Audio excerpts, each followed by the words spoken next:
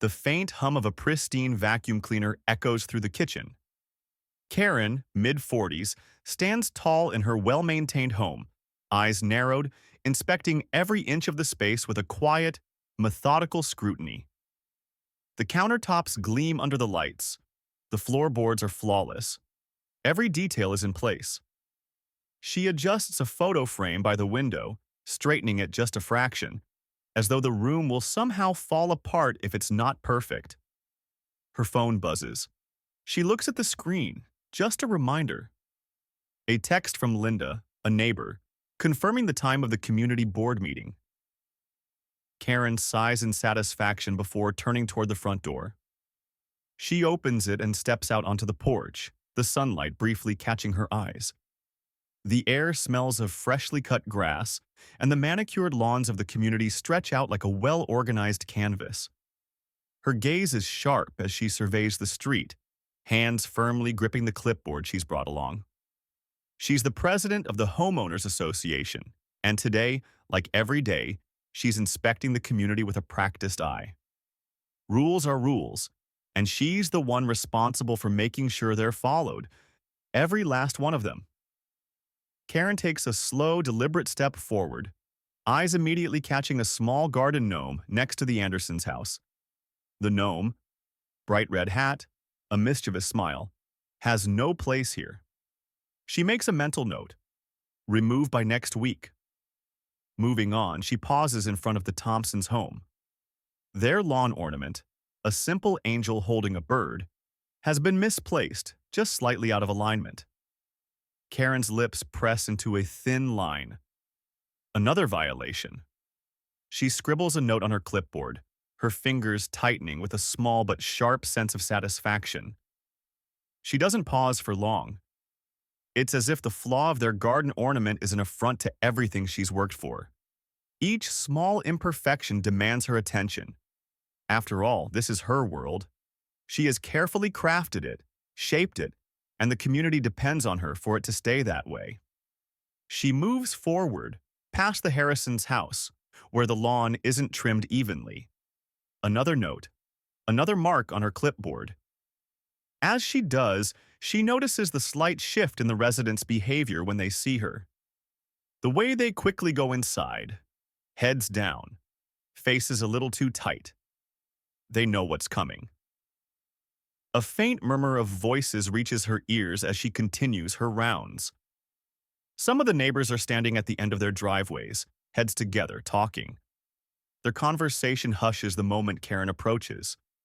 They glance away, but Karen notices. She always notices. A look of disapproval creeps into their faces when they see her, a quiet but tangible tension that fills the air whenever Karen is near. They might smile and wave, but it's a forced smile, the kind of greeting people give when they're trying not to be caught in a trap. Karen is unmoved. She's untouchable in her own mind, the backbone of this community. She is the one who makes sure everything stays in place. After all, who else would do it if she didn't?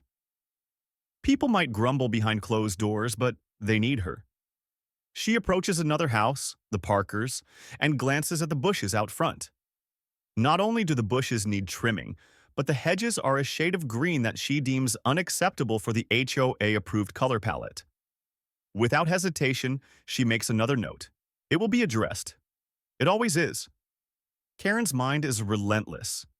She thinks in terms of checks and balances, keeping mental lists of what needs to be fixed, adjusted, realigned. She doesn't mind that people resent her for it. The rules have to be followed, no matter how trivial they might seem. Perfection requires discipline. Perfection is her duty. As she walks past a couple of neighbors chatting near the sidewalk, their voices softly rise with frustration about the gnome, about the rules, about Karen. Karen can hear the murmurs, but they mean nothing. She continues her patrol, clipboard in hand, making her notes. They won't change anything. They can't. The hum of a lawnmower sounds in the background, another detail in the picture-perfect neighborhood. Karen's mind is focused on the lawn in front of her. It needs to be even. A glance to the left, a brief thought about her next step.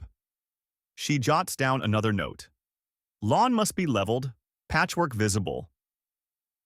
As she walks past the Miller's house, she sees the wife, Janet, standing in the doorway. Janet waves a hand half-heartedly, but there's no real smile in it, no warmth. Karen doesn't mind. Janet and her husband have been skating the line for months. The constant small infractions, leaving trash bins out overnight, not repainting their mailbox on time. Those things matter to Karen. They always matter. Karen reaches the end of the street. She looks down at the notes she's made on the clipboard, a list of wrongs to be corrected, to be addressed. She's done her job. The street looks perfect. And yet, in her mind, there's always more. There's always something that's not quite right. It's as if the world would fall apart without her vigilance, without her keen eye. Her phone buzzes in her pocket. She takes it out quickly, an email from the HOA board asking for another meeting. A small smile appears on her lips, but it's calm, controlled. She'll call the meeting soon. After all, no one else will make sure this place stays as perfect as she does. No one else has the drive. As Karen heads back to her house, she looks once more at the street, feeling the quiet hum of satisfaction. The neighborhood is in order, for now, and that's how it should be. Because Karen knows that if she doesn't do it, no one else will. And without her, the community will simply fall apart. The phone rings sharply in the quiet office, slicing through the stillness. Karen doesn't flinch. Instead, she reaches for the receiver with practiced efficiency. Karen, into the phone? Yes? A voice crackles on the other end, urgent and disjointed. Dispatcher, VO. Karen, this is dispatch. We have a house fire in the community. We need to get emergency services through the gate, but we can't proceed without your clearance. Karen's fingers grip the edge of her desk, the cold steel grounding her in this moment. A house fire? Not exactly the kind of emergency Karen enjoys dealing with. Still, she remains calm, her voice steady, though a flicker of annoyance slips through. Karen, eyeing her clipboard, I'm aware of the situation, but protocol, as always, needs to be followed. Have they provided clearance? Dispatcher, VO, urgently. We're waiting on confirmation, Karen. This is critical. We need to move fast. Karen's gaze drifts out of the window, over the manicured lawns of Maple Ridge Estates. It all looks perfect. Too perfect. She breathes in, steadying herself before responding. Karen, calmly. I understand your concern, but we cannot compromise our procedures. You need to wait for clearance before entering the premises. I'll handle it on my end. A beat of silence stretches between them, thick with tension. Dispatcher, VO, quiet frustration. Understood, Karen. We'll wait for your go-ahead. The line goes dead. Karen sets the phone down, her expression a mix of control and irritation. It's always the same. Emergency services thinking they can just bypass the rules. She picks up her clipboard, glancing over the meticulously organized list of community regulations. No exceptions. Outside her office window, the faintest wisp of smoke begins to rise from the direction of the fire. But Karen doesn't look twice.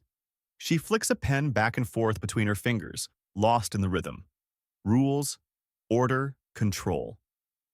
As the minutes tick by, a small crowd begins to gather near the gates. Some residents of Maple Ridge Estates step outside their homes, craning their necks toward the smoke, the growing presence of something serious in the air. A few people whisper to each other, their words a murmur of disbelief. Some residents, who normally keep their distance, now approach the gates. Mr. Paterson, a gray-haired man with a cane, squints into the distance, his face contorting with a mix of confusion and concern. Mr. Patterson, calling out, Karen, what's going on? The fire. People need to get through. Karen steps out of her office, now standing by the gates. She surveys the scene with a calmness that belies the growing sense of urgency just beyond the fence. Her eyes settle on the fire trucks parked in the distance, still idling. Karen, firmly, we're following the procedure. No one enters until the proper clearance is given. She turns back to the gates, ignoring the questioning looks from the neighbors. She's used to this, used to people questioning her authority when things go wrong. It's part of the job. But there's a slight quiver in her stance as the smoke becomes thicker, and the distant crackling of flames echoes in the air. She knows the fire is real. But that doesn't matter. Mrs. Clark, a petite woman with a young child, approaches Karen hesitantly. Mrs. Clark, softly. Karen, you can't be serious. They need to get in. What if someone's trapped? Karen straightens up, her voice colder than before. Karen, icy. If you're implying that I'm ignoring the urgency, you're mistaken. I'm simply adhering to standards. We can't just let anyone in whenever they please. That's not how we operate. Murmurs begin to swell among the crowd. Frustration, confusion. Karen looks past the neighbors, her gaze falling on the firefighters standing by their trucks, waiting for instructions, but Karen holds her ground. Mrs. Clark, shaking her head, "You're putting the whole neighborhood at risk for a formality, Karen." The words hang in the air, but Karen doesn't flinch. Her posture remains rigid, her decision unshakable. Suddenly, from behind her, a voice cuts through the growing tension. James, a neighbor, known for his usually laid-back demeanor, steps forward, his hands in his pockets, his face etched with concern. James, quietly, "You know this isn't the time, right? People's lives are at stake. It's not about rules, it's about saving people." Karen shoots him a sharp look, but the fire continues to burn in the distance, and with it, the discomfort in her gut. The air feels thick with the smell of smoke now, and Karen can see the flames rising higher, flickering just beyond the gates. The crackling sound is impossible to ignore. James, persistent. "It's your job to make sure people are safe. This isn't about a rule book. This is about human lives." The emergency response team looks increasingly restless as they wait. Karen's grip on the situation tightens, but she cannot afford to lose face. Out of the corner of her eye, Karen spots the fire chief, a burly man with a weathered face, stepping forward, his expression unreadable but firm. Fire chief, cutting in. "Ma'am, I'm going to ask you one more time. We need clearance." Karen hesitates, then gives a sharp nod, turning away to make the call. Karen, coldly, "I'm following protocol. You'll need to wait." She turns back to the crowd as the murmurs grow louder. Her decision is final, but the sight of the smoke creeping higher, the realization that this could be her own home, gnaws at her confidence. Neighbor 1 whispers, "This is ridiculous." She's going to let it burn. The tension becomes almost unbearable as more neighbors gather by the gates, watching. The sound of sirens in the distance only intensifies the feeling of dread hanging over them all. Karen, under her breath barely audible, "It's just a formality. Just a formality." As the flames continue to rage, Karen stands firm, the weight of her decision suddenly feeling heavier with every passing second. And yet, she can't bring herself to change it. The rules must come first. Karen stands rigid at the entrance of the gated community, her eyes fixed on the approaching fire trucks, sirens wailing as they draw closer. Her hand tightly grips her clipboard, a symbol of the control she believes she holds over this world. The paramedics, their patience worn thin, stand just behind her, waiting for the moment she will finally give in. The gate, locked tight under her authority, refuses to budge. The fire is burning somewhere in the distance, but Karen can't let go of the rules. Not now, not ever. Suddenly, the phone in her pocket vibrates sharply, snapping her out of her thoughts. Without looking at the caller ID, she answers, her voice already sharp and demanding. Karen. Soft, controlled. "Yes, this is Karen." There's a crackling sound on the other end. A series of panicked breaths. Then the voice, her husband David, breaks through. "David." Urgent, panicked. "Karen. Karen, it's our house. It's on fire. I'm stuck upstairs. I can't get out." Karen freezes. Her breath catches in her throat. The words hit her like a punch, but she doesn't move. For a moment, the world seems to stop. She feels dizzy, lightheaded. The silence between them stretches, a heavy weight pressing against her chest. David, voice weak, desperate. Karen, please. I need you to let them in. I can't breathe. It's too much. I need help. She clutches the phone tighter, but no words come. Her mind races, but nothing fits together. The fire. David. Their house. Her house. She stares blankly ahead at the paramedics, still waiting at the gate, and the realization crashes down on her. The fire. It's hers. Their home. The one she so carefully curated is now engulfed. For the briefest moment, she hesitates. A sharp pang of guilt and panic threatens to crush her, but her mind lurches forward. She turns toward the paramedics, her face pale, eyes wide. Karen, faltering, regretful. Let them through. Let them in. It's my house. Her voice breaks slightly as the words spill out. The paramedics don't hesitate. They move, sliding past her, pushing open the gate's emergency override. She watches them rush forward, her legs rooted to the spot, heavy and unyielding. The realization hits her like an electric shock. She had blocked them. She had stopped them from getting in. She could have saved him, but she hadn't. Her insistence on order, on rules, had stopped the very people who could save her husband. She tries to speak again, her voice a mere whisper, but nothing comes out. She's paralyzed, rooted to the ground. Karen, murmuring. I did this. The fire trucks roar past her, and the flames grow taller in the distance. The sight of her home, now nothing but a glowing silhouette in the smoke, breaks something deep inside of her. She watches helplessly as the paramedics dart toward the house, the intensity of the fire reflecting in their suits. She knows they're not coming back. The damage is too great. Her mind races, but her legs won't follow. Karen whispers, almost inaudible, Why? Why did I do this? She spins back toward the street, watching them disappear into the thickening haze.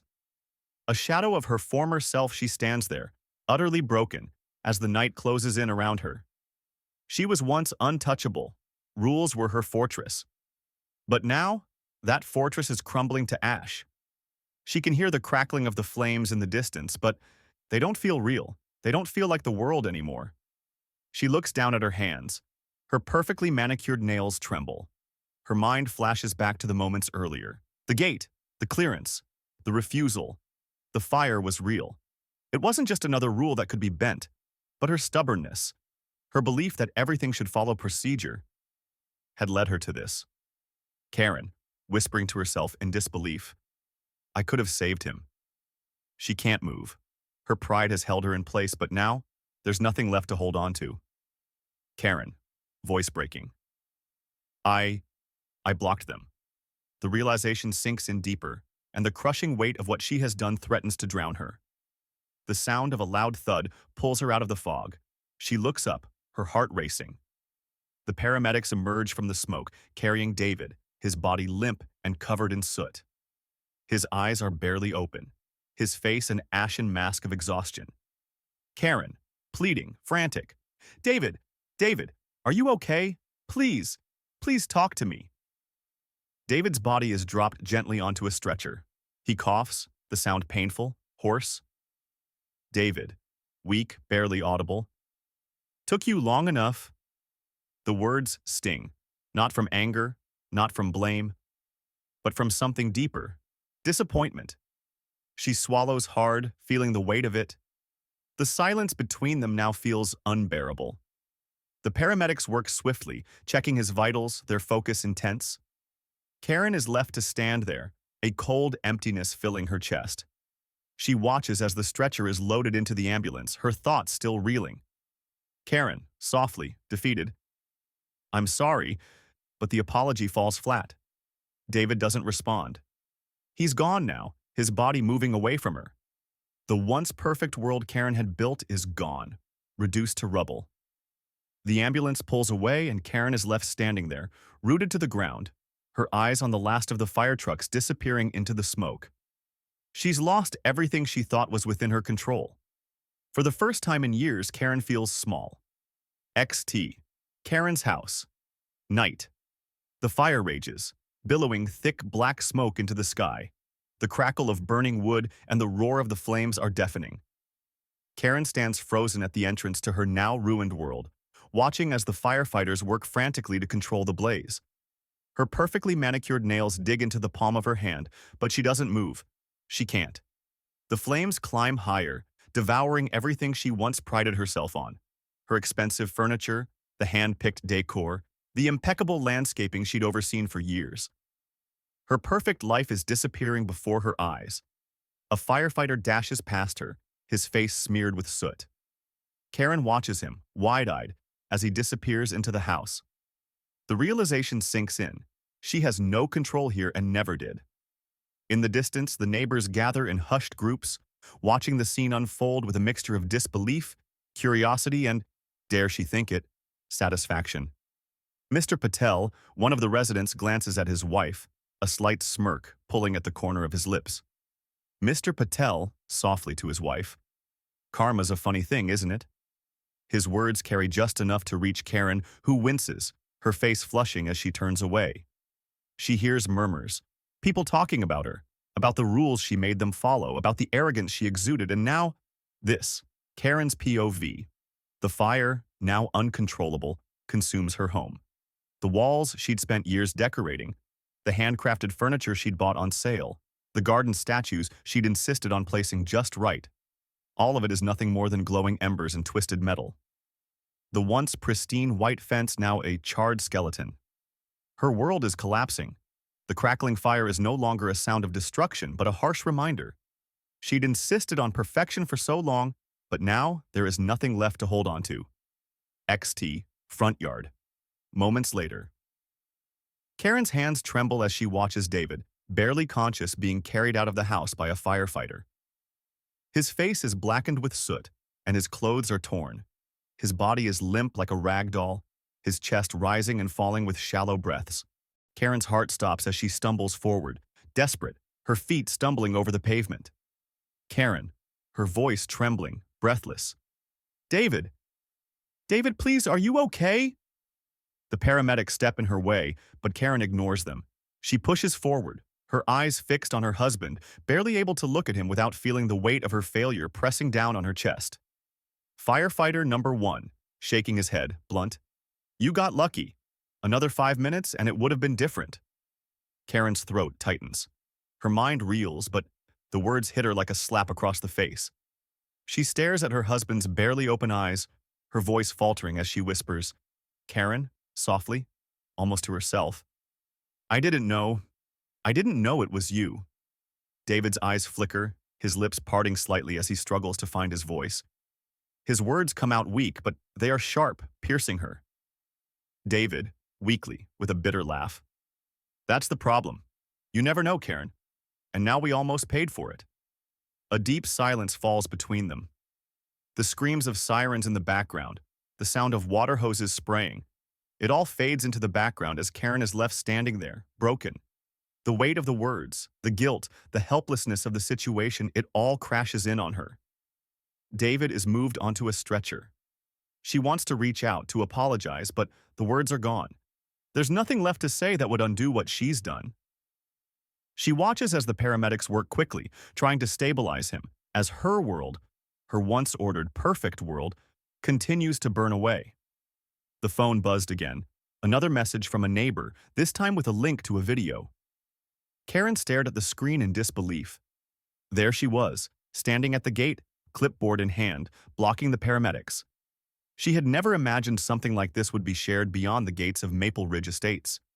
Yet here it was, her actions broadcast to the world. She tapped on the video. The scene played in front of her, the argument between her and the firefighters.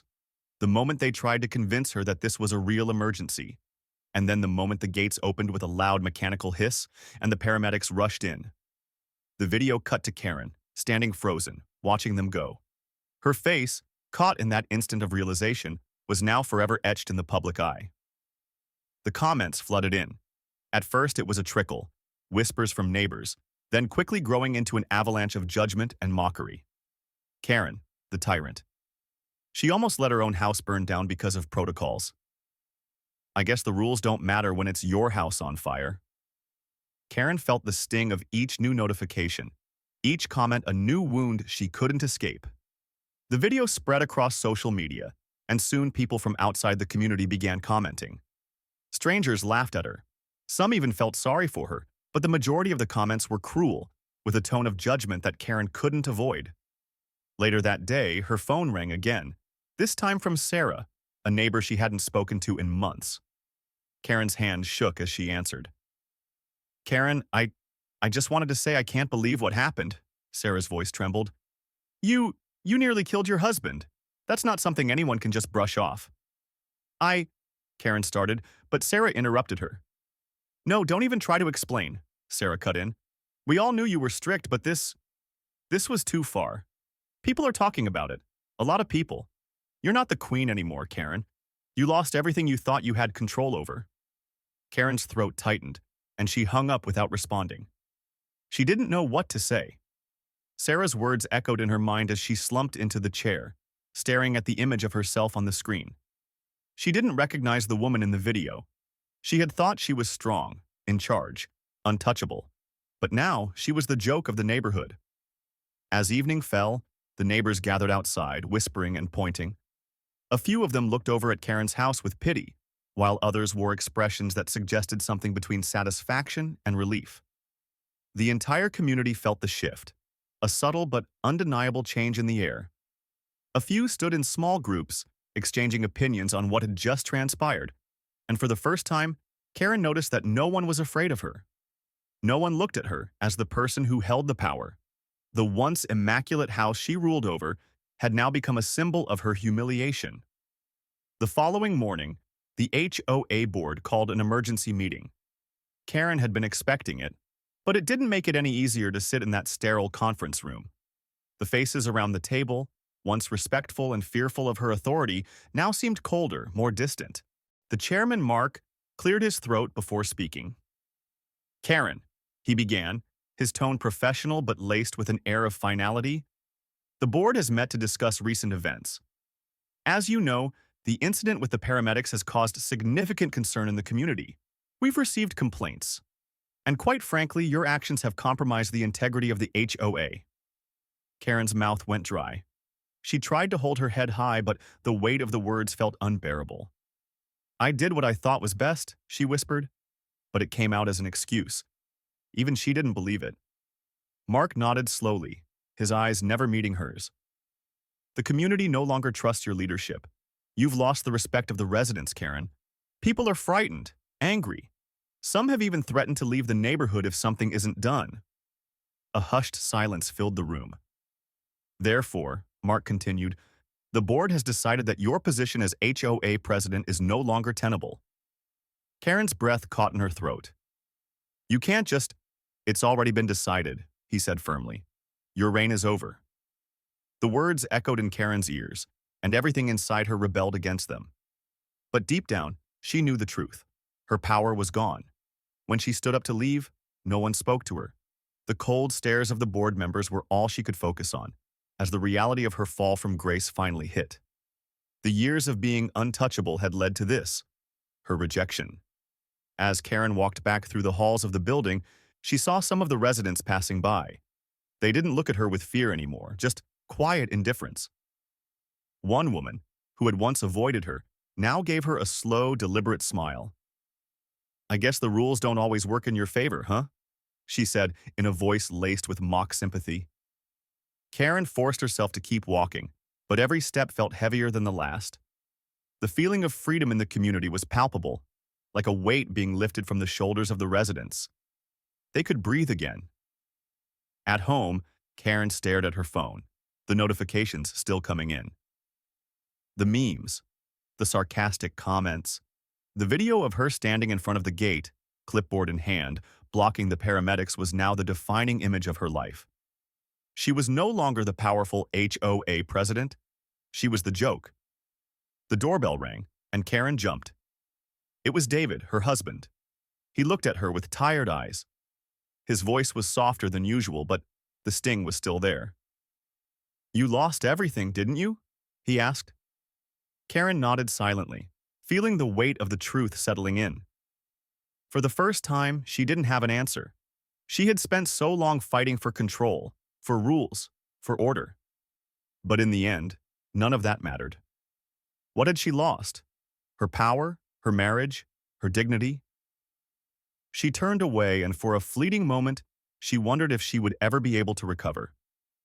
Karen stood in the sterile white hallway of the hospital, her heels clicking on the linoleum floor. She paused outside David's room, taking a deep breath, trying to steady the storm raging inside her. Her reflection in the glass doors looked unfamiliar, her usually perfect appearance now betraying signs of sleepless nights and the weight of regret. She reached for the door handle but hesitated, her hand trembling slightly. Inside the room, David lay propped up in the bed, an oxygen mask over his face, the steady beep of the heart monitor, a constant reminder of how close he had come to not making it. His skin was pale, his eyes bloodshot, and his face, once filled with warmth, now wore a hardness Karen had never seen before. She stepped in, her voice tentative. "Karen," softly. "David?" He didn't look up at first. The silence stretched between them, thick and suffocating, before he turned his head slowly to meet her gaze. There was no warmth in his eyes, just an emptiness that sent a pang of guilt through her chest. The words caught in her throat, but she forced herself to speak. "Karen, I'm so sorry, David. I never meant for this to happen." David inhaled sharply, his eyes narrowing as he pushed himself upright, wincing in pain. He reached for the oxygen mask, removing it with slow, deliberate movements, the anger in his eyes palpable. "David," sarcastically, "you never meant for this to happen? Really? Because it sure feels like you did, Karen. You almost killed me." The words hit her like a physical blow. She opened her mouth to respond, but no words came out. Instead, she just stood there, her chest tightening as the weight of his accusation pressed down on her. She had never seen him like this, never thought she would hear those words from him. He exhaled heavily, staring at the ceiling as if searching for a way to escape this reality. David, you didn't listen. I was calling you, over and over, but you wouldn't let anyone in. I could barely breathe, Karen. I thought I was going to die in that house." Karen's throat tightened, and her eyes filled with tears she refused to shed. She wanted to reach out, to comfort him, to say something, anything, to make it right. But the truth was there was nothing she could say. Not anymore. Karen, faltering. I thought I was doing the right thing. I thought I was keeping things in control." David's eyes locked onto hers, and for a moment his anger softened, replaced by a deep, bone-weary sadness. "David," quietly, "that's the problem, Karen. You always think you're right. Always. And you never listen. It's never about what's actually right. It's about what you think should be right." Beat. Well, look where that got us. Almost losing me. The silence that followed was deafening. Karen stood there, feeling smaller than she ever had. Her hands trembled at her sides as she realized the gravity of the truth David had just laid out for her. She had spent so many years forcing her version of order on everyone around her, but in doing so, she had lost sight of the one person who mattered most. She took a step forward, but David held up his hand, stopping her in her tracks.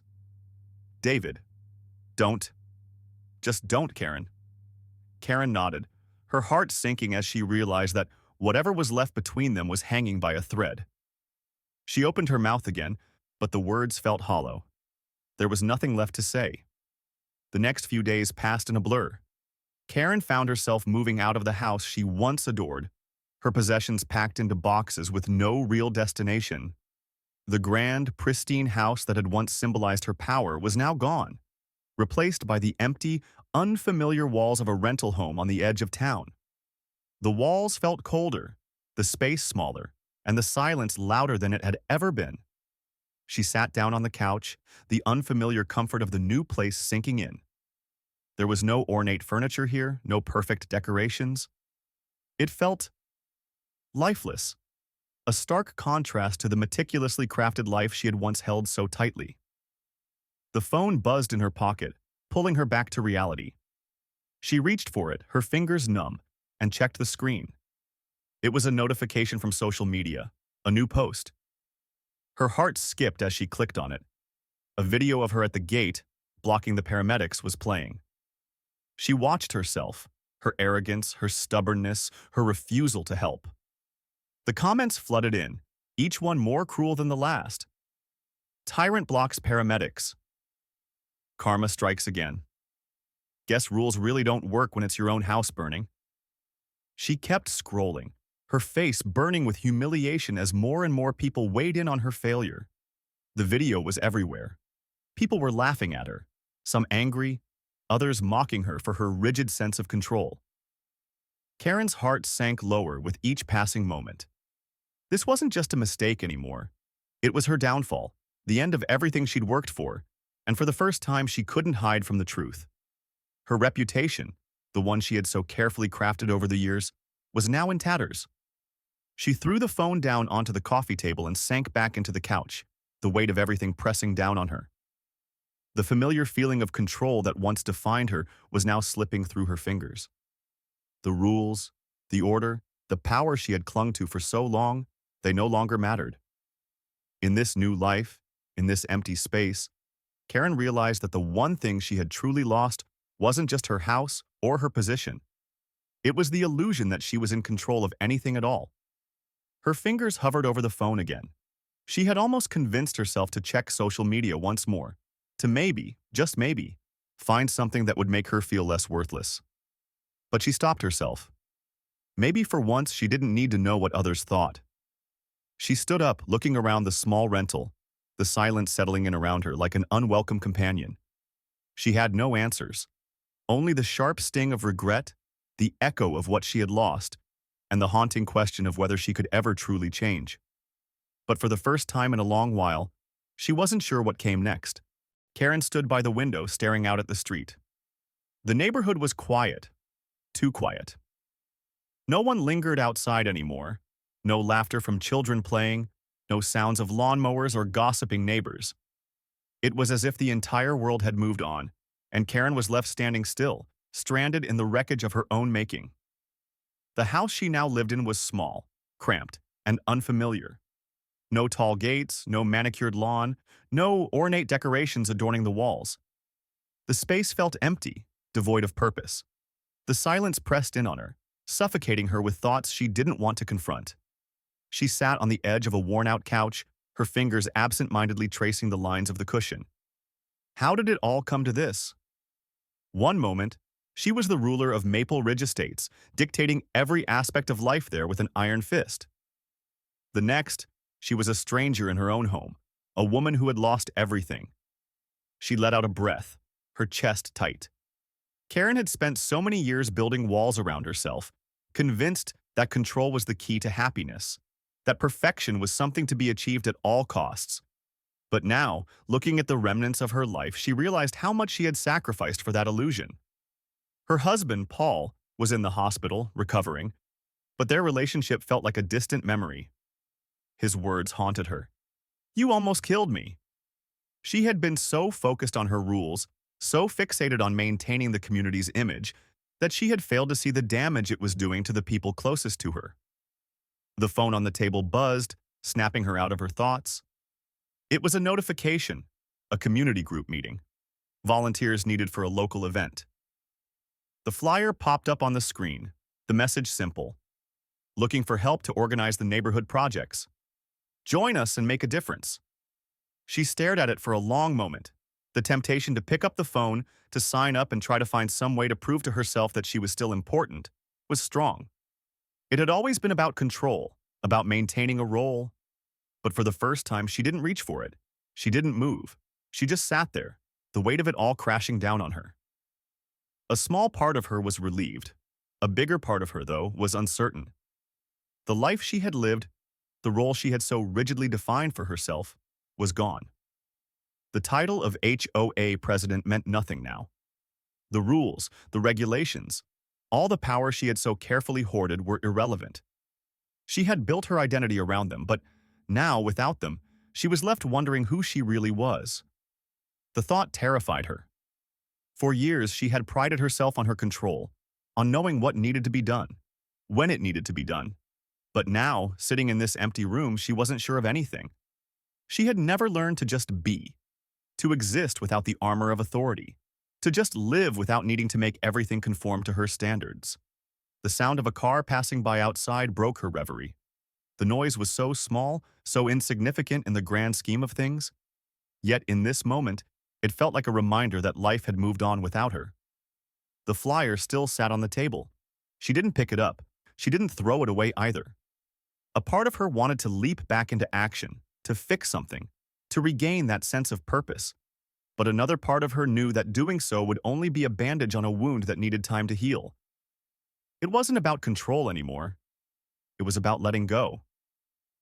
Karen stood up and walked over to the window again, this time pulling the curtain aside slightly. She let the sunlight hit her face. It was weak, early afternoon light, but it felt different than it had before. Not warm, but not cold either. Just there. She exhaled slowly, her fingers brushing the cold glass. The change she needed to undergo was not going to come quickly. It was not something that could be fixed in a single action or decision. She had been so caught up in perfection, in control, that she had never taken the time to understand what it meant to just exist in the world without having to mold everything to her will. For the first time in years, she wasn't certain. And that uncertainty wasn't as terrifying as she once thought it would be. Her gaze lingered on the street for a while longer. Then, she turned back to the couch, took a deep breath, and sat down again. Maybe, just maybe, she wasn't the person she thought she was. But there was time now. Time to figure it out. Time to change.